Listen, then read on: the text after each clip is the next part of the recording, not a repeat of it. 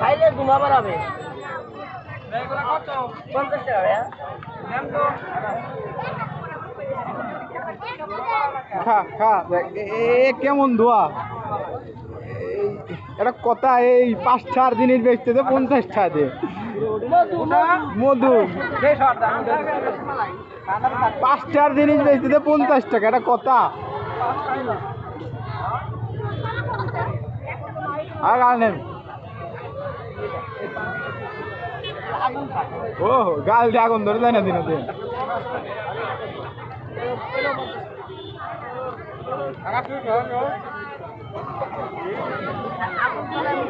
মধু মধু আছে আর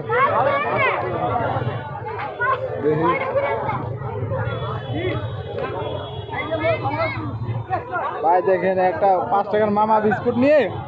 গরম গরম